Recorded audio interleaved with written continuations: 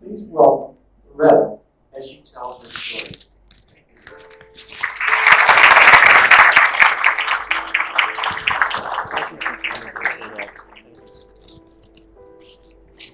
Hi everyone. First, I just want to say thank you so much for allowing me to be here today. So my name again is Loretta Bowling. I became a patient advocate and started petitions on change.org after my son's life was risked by mail order pharmacy. And also recently we were forced to mail order pharmacy. I put all that I have into this advocacy because I believe with all of my heart that lives are at risk. I thought my advocacy when I first began was going to be just about temperatures and mail order pharmacy. But after I uncovered the rapid decline in our pharmaceutical care that goes far beyond just temperatures, it's much more. I found out that mail order pharmacy is very loosely regulated and that there's very little accountability when errors occur that causes patients to risk their lives. Before I begin, I would like to ensure everyone that I'm not against mail order pharmacy. I understand that some patients may prefer mail order pharmacy, and as long as the patients accept the many risks that come along with mail order pharmacy, then they should be allowed to use it. But mail order pharmacy is far from the safest way for patients to receive their medications. Patients should always have the options in their coverage to get the medications the safest way through the hands of their trusted pharmacist that has earned their business, not to be forced to terminate the crucial face-to-face relationship with their pharmacist or the mailman. Although initially I'm going to discuss medication temperatures, it's crucial again to know that the temperatures are just one of over 100 issues that I've realized with mail order pharmacy. So I'm a patient advocate for thousands of people now, but just as important, I am the mother of a child whose life depends on medications every 12 hours.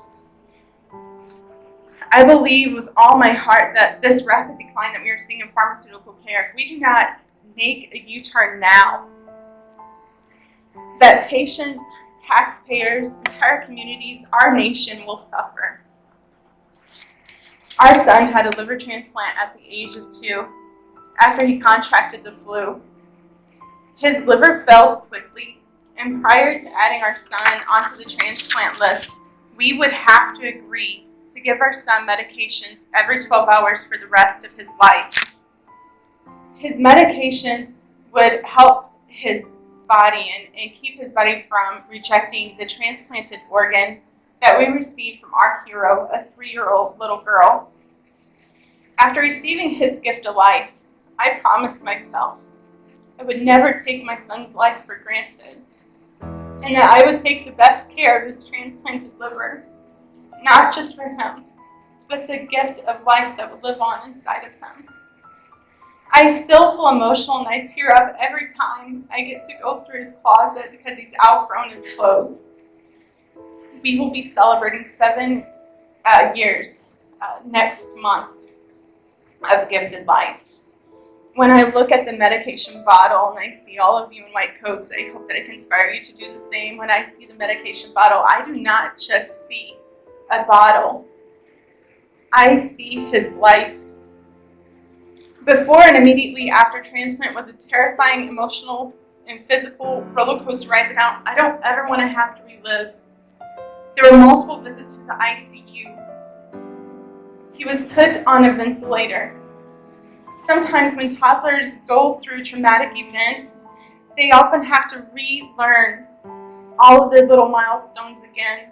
My son had to learn to walk and talk again. You know, when you see those moments a second time, they're just cherished and you hold them so much closer to your heart. I say that today because if regulators, PBMs, and mail order pharmacists had to see the struggles and the fighting that some patients do for their lives, then maybe they would understand why we do not want to have to risk all of the delays or medications losing potency or being shipped to the wrong address or being stolen. About a month and a half later of being discharged from the hospital, I decided to try mail order pharmacy for his life-saving medications. It was the summer of 2012. Here in Missouri, we were in a record-breaking heat wave. On the day that my son's medications were delivered, I remember the temperatures of 102 and the heat index was about 115.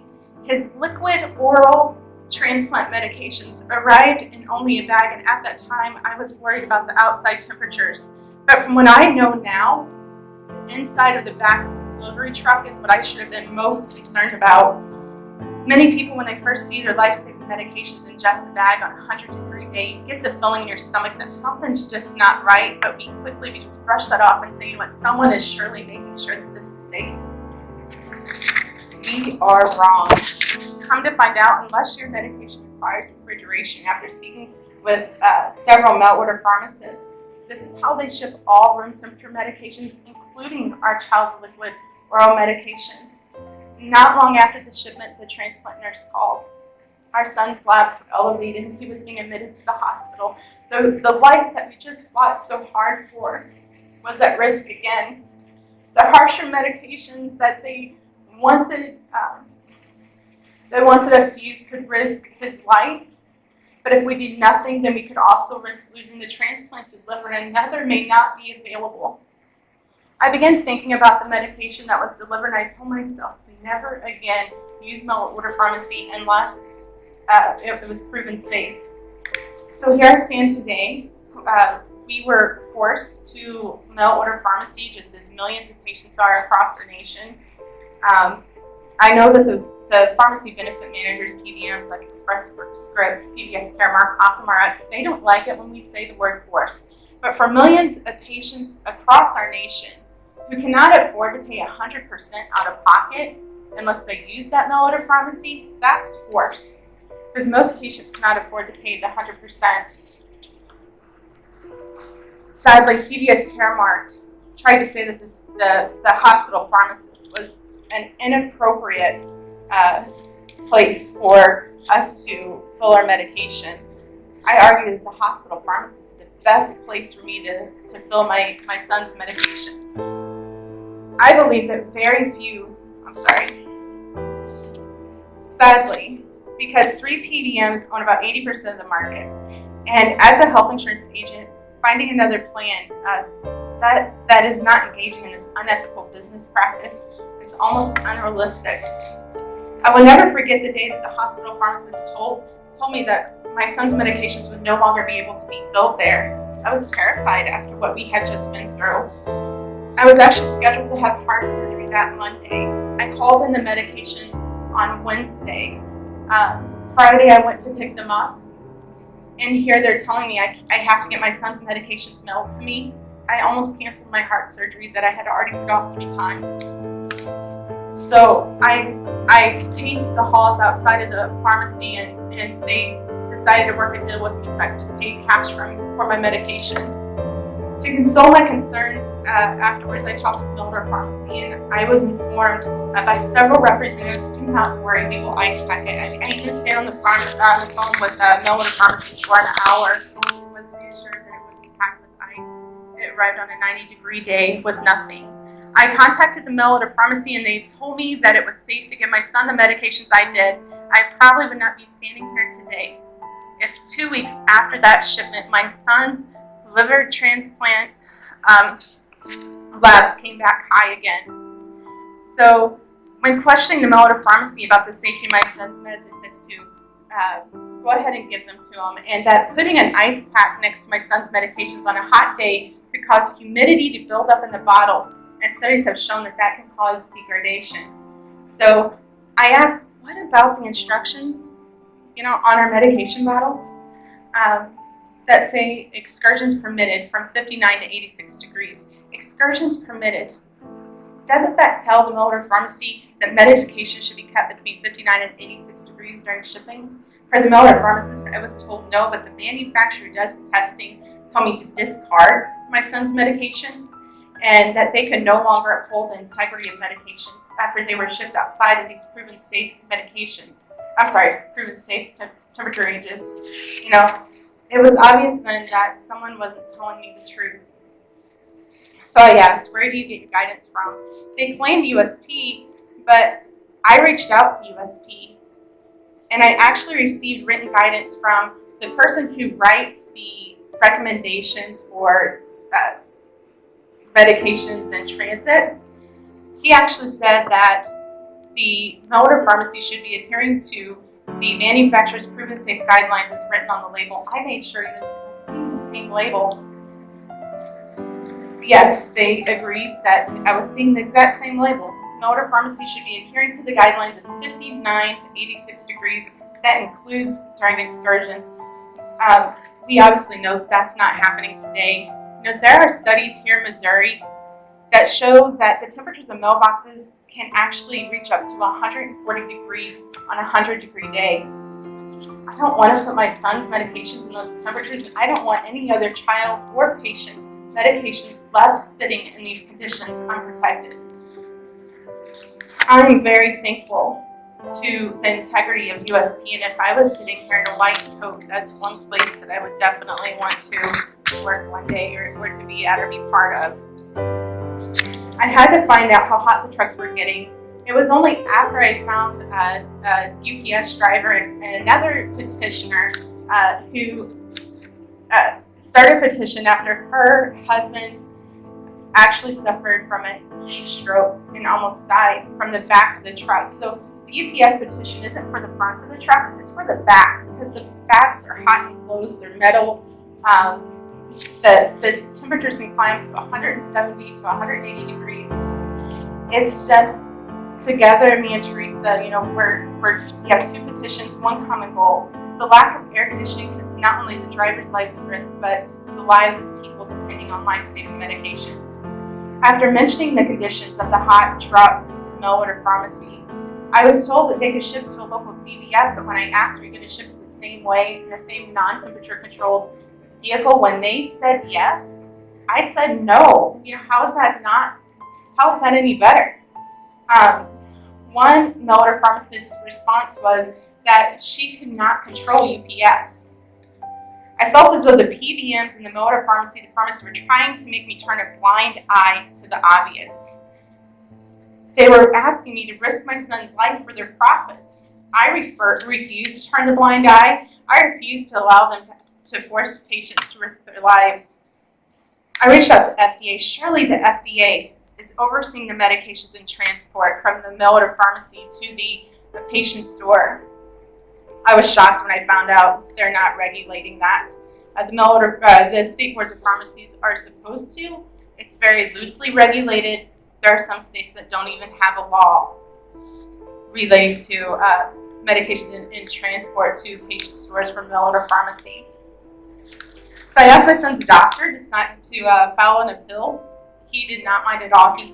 But CVS Caremark had denied the doctor's appeal for us to get my son's life-saving medications the safest way. I made 30 to 40 calls, begging them, please let me protect my son's medications. I filed complaints with the State Board of Pharmacy and the Department of Insurance. And in the meantime, thanks to Mike Colombo's team at Fox News here in St. Louis, Missouri, the day after he reached out, the following day we were able to get our medications from the Children's Hospital again. How many patients have access to media? I have connected with thousands now with similar issues across our nation. The Department of Insurance sent the complaint to the U.S. Department of Labor, who stated that this will fall under ERISA's law, which is a law for self-insured plans. He states that since the employer and PBM were not breaking ERISA's law by mandating mail order, that there was nothing that the U.S. Department of Labor could do. Word for word, the representative told me that although the forcing a mail-order pharmacy may be unethical, it is not illegal. Anything that is forced upon patients that is unethical and risks the lives of patients should be illegal. If not, then we must make it illegal.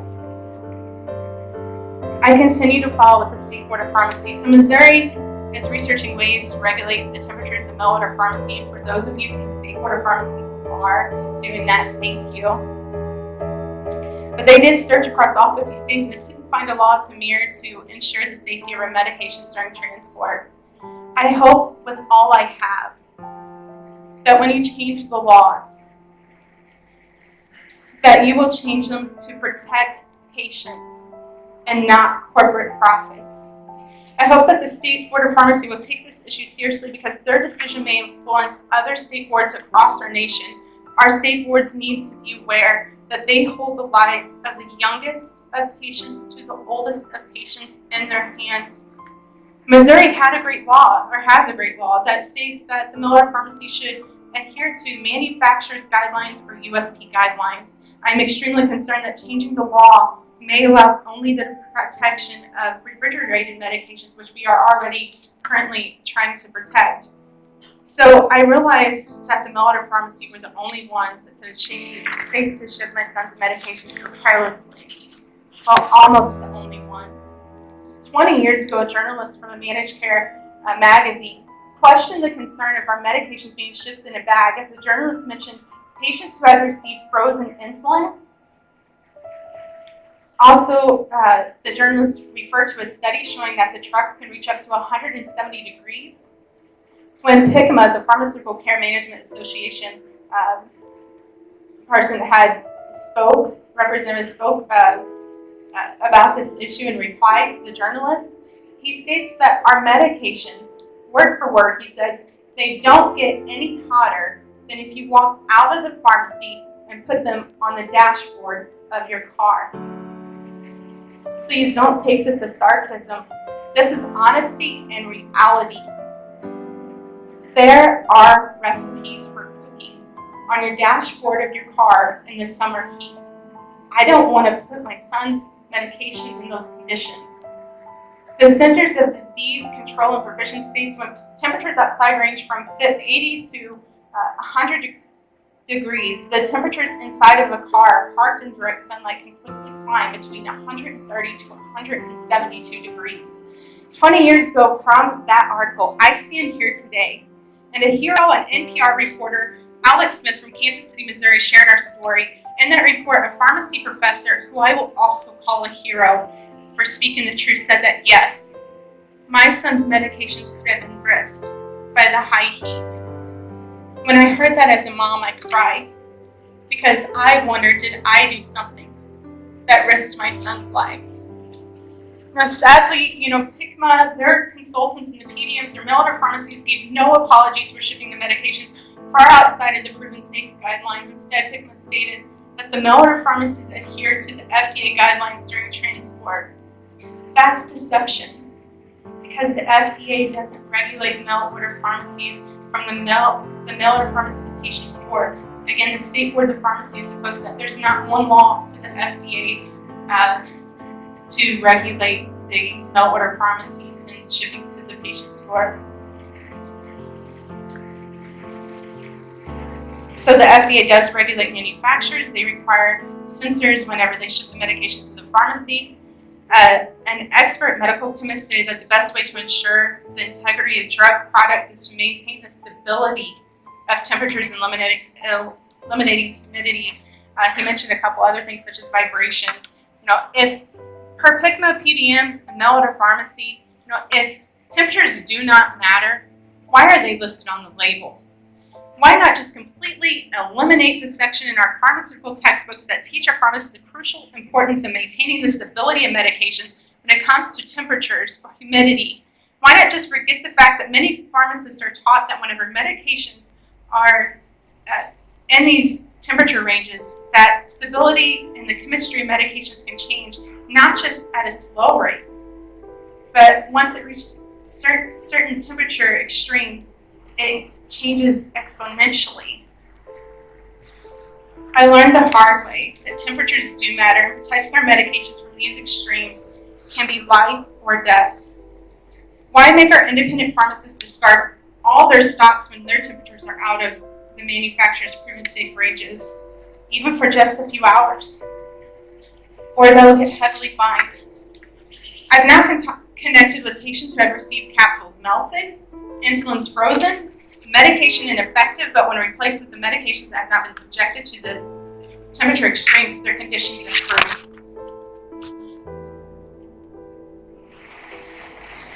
It's obvious that profits are coming before patients, and I refuse to leave the standard of care behind for my child.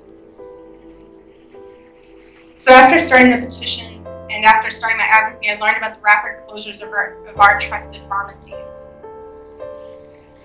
The ones that have worked extremely hard to earn our business. So I started another petition to make sure that they're paid fairly. The current system allows for the same company that determines the reimbursements to our pharmacies to pay their own mail order pharmacy and retail pharmacies more than what they're paying our independent and community pharmacies. Sadly, I've heard many pharmacists say, I don't want to get rich. All I want to do is be able to serve my patients, to be able to take care of my family and take care of the community. After learning about this, I decided to look up to see how much the PBM reimbursed our own mail order pharmacy versus how much they reimbursed our trusted pharmacist. I was alarmed to find out they reimbursed themselves $178 for the same exact medication that they reimbursed our trusted pharmacy about $20 for. I could have went and paid cash for that same medication, $24. It's why there is a PBS news headline that reads, why a patient paid $240 copay for a $40 drug.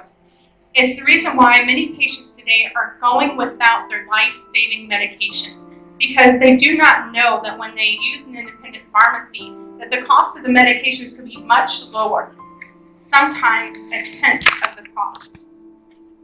Another study cited by CVS states that in Ohio they found that the same inhaler is being sold for $11.99 at one pharmacy and $1,136 at a different pharmacy. The article goes on to say, you would expect when you go to the bigger pharmacies that you get a better deal, but our research found actually that the smaller independent pharmacies usually really consistent offer cheaper options for the same medications. We must ensure that we speak to our legislators, that we let them know not to fall in the trap of believing that when they buy in bulk, that they're saving us money. It's no wonder why it appears that the PBMs are trying to close down our independent pharmacies. Without independent pharmacies, the price gouging that we're hearing about in states like Ohio, Kentucky, Texas, this would not be known. So we must demand transparency from pharmacy benefit managers across our nation. It's hard to believe today that we are seeing our beloved pharmacists on the news channels across our nation as shadow figures on television, as they are afraid of speaking out that they will get audited out of business by the same PBMs. Our pharmacists are trying to raise awareness about these issues that they see their patients facing every day as they walk away from the pharmacy counter empty-handed. When these patients walk away from that counter without their medications that their lives depend on, many times it's nothing other than the price gouging that PBMs do as they sit on the Fortune 50 list with revenues in the billions. It doesn't have to be this way. Now let's talk about adherence. Recently a study indicated that 90% of physicians state that the reason for the lack of adherence is price of medications or the patient's inability to afford medications. Thanks to excellent reporting, as another person I recently just mentioned, that it's obvious now that PBMs are playing a role in the high cost of drugs. Many have found it's cheaper to pay cash versus to pay their copay. Other patients may decide to go to Canada or Mexico or use discount cards. Is this the future of pharmaceutical care that you want for your loved ones? We are in the USA. When we have insurance cards, we shouldn't have to go to Canada or Mexico to receive our medications. We shouldn't have to use discount cards when we have insurance or pay cash because it's cheaper than using our insurance, as our premiums are already high. Sadly, because of a value-based system, PBMs are often rewarding their own pharmacies with much higher reimbursements when they claim adherence. If the high cost of drugs is part of the reason for adherence, then should they not be penalized for that? In their eyes, if they ship us the medications, that means that we're going to take them. What they don't tell our legislators is that this can also mean that patients end up with tables full of waste that go unused while other patients die. They die from not being able to afford the same medications that are just getting thrown away. When I see these photos, I see our tax dollars. I just see thousands of dollars on these tables. Who's going to pay that? Who pays for that? No, we all do. All taxpayers do. Whenever it happens in our programs like Medicaid and Medicare. The face-to-face relationship with our pharmacists is a crucial one. It's crucial for our elderly, for caregivers like me, for patients with learning disabilities. I recently connected with a patient who received blood thinners from a mail order pharmacy with the label reading, "Take as needed." For many of you, you probably already know what's going to happen next. So sadly, she had a stroke. She's unable to express her thoughts. Her husband and daughter are now her caregivers, and her husband recently stated that he might have to sell his home. He wants the ability to use the pharmacy that he trusts, but sadly, in his coverage, he doesn't have that option. He would have to pay 100%. He wonders if he would have had that option, if the outcomes for his family would be any different. I will always wonder the same for my son. When your life depends on medications, a trusted pharmacist is just as crucial as choosing a heart surgeon for your heart surgery. You guys are very special. Just like business, trust should be earned, not forced. I have a feeling that in their adherence that PBMs don't include the prior authorization process that often leads to pain and suffering and sometimes death. They don't tell our regulators about the pain and suffering for patients like Brooke, and I selected Brooke because when I found out I was going to be speaking in front of many college students. Brooke is a college student, and she's about the same age as many of you all. She's fighting a battle with cancer. The PBM spent 2 months denying the medication that her physician felt would be the best for her. But once received, the medication ended up not working. No way to predict this though without trying. So then they had to wait another 2 months to get approval for the next medication. During this time, Brooke went into renal failure from such progression of the disease. Another time she experienced a delay in getting her life-saving medications. So she found out that they were at a sorting facility. She drove 30 minutes to the shipping center, and it was a literal warehouse. She had low functioning, and here she is digging through these packages, searching for her chemo medications. Guys, this could be any of us. It doesn't have to be this way. So Brooke and another child cancer patient had a similar experience when they were at a hospital and they were ready to begin their infusion, and the staff realized that the medication wasn't there. The medication must be shipped from the PBM's mail order pharmacy. In the case of the toddler, the medication was there at the hospital, but they had to wait 2 days for the medication to be mailed from the PBM's preferred pharmacy. They couldn't use the medication. So that means that toddler experienced a 2-day delay in cancer treatment. And I just wonder, if that was your child, how would you feel during that 2 days? Please just stop for a minute, and pause and just think about these patients. Is this the future that you want of pharmaceutical care? My son's transplant nurse is also a coordinator who saves the lives of children on the transplant list. She states that patients spend hours each week on the phone trying to resolve these issues with the PBM's forced mail order pharmacy. She states that, this doesn't make sense. The medications that at one time the doctor could write a prescription for and we could have in our hands in 30 minutes is now taking 5 to 7 days for processing and delivery.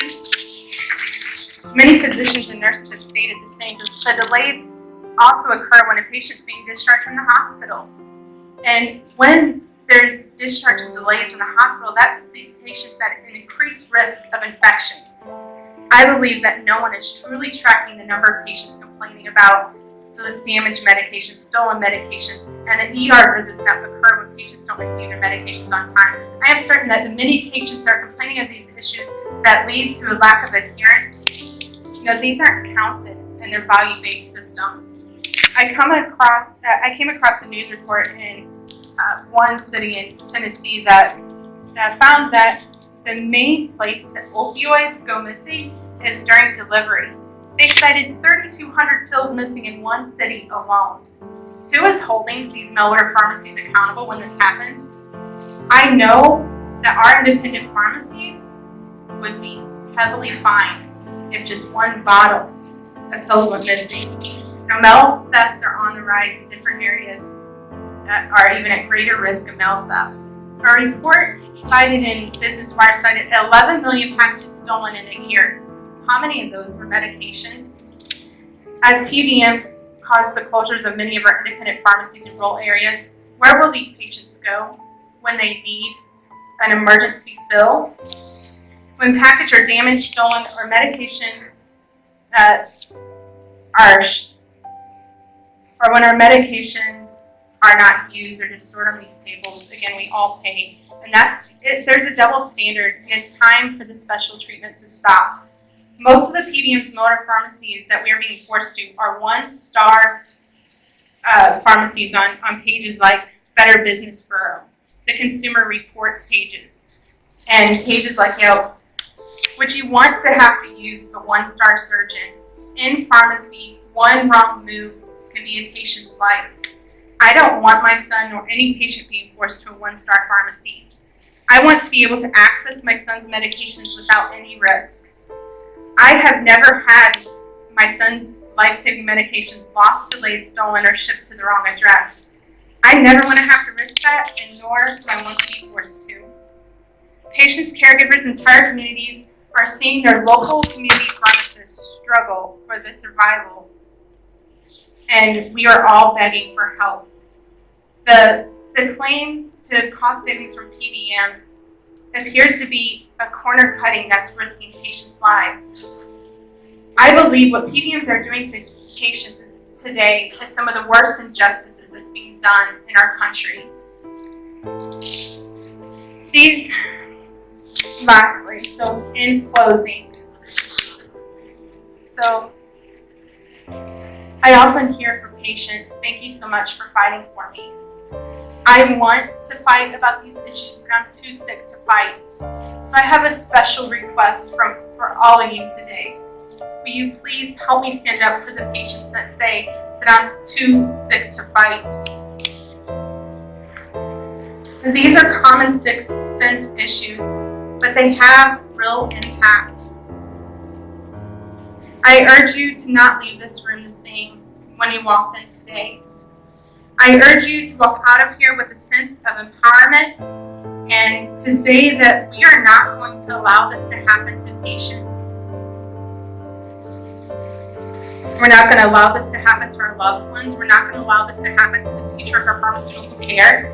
Let's not make this Republican or Democrat issue, because the lobbyists don't make it a Republican or Democratic issue. These issues are common sense.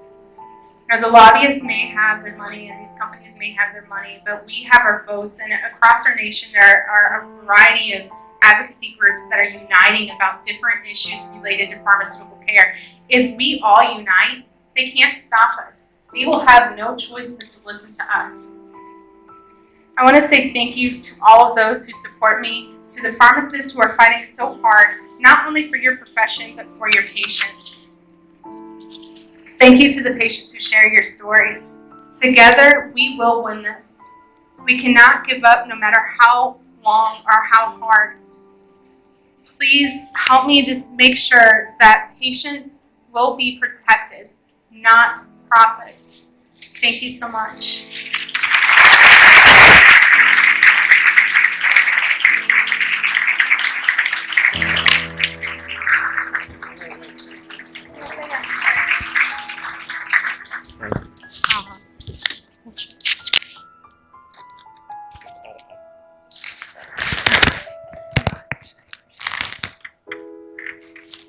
I don't know how to follow this through.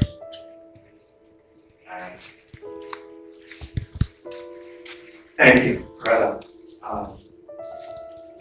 You were amazing. advocacy. Please, I think standing ovation for Loretta. It's so much.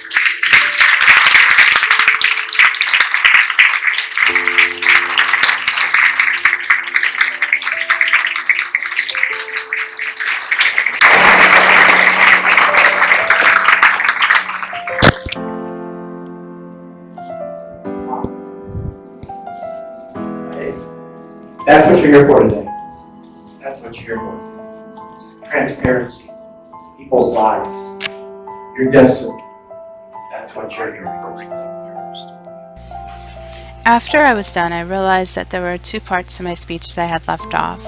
One was that I was told when PBMs are questioned about these issues or temperatures or delays that they will try to say that this is just a 0.001% chance of occurrence, when in reality, when they ship out 1 billion packages, that's 100,000 people's lives at risk. You know, who in America can get by with inflicting that much pain and suffering and risking of lives? 0.0001% may not seem like it's a lot until it's your child, your patient's life that you've been working for years, or your loved one. I believe many of these issues are underreported or not even reported at all.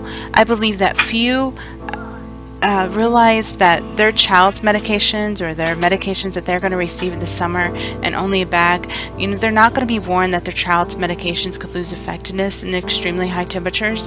What would happen to me if I decided to ignore the manufacturer's guidelines and put my child's medications in those in improper temperature ranges? You know, what would happen to me if I delayed my son's medications?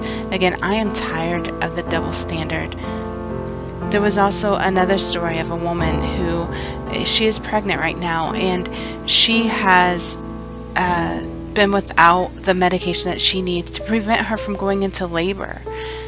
Sadly, she's been waiting on this medication for more than 7 days, and because they are mandating that she receives this medication by mail, it just doesn't make sense. I appreciate your support, and I hope that you have a wonderful day. Thank you.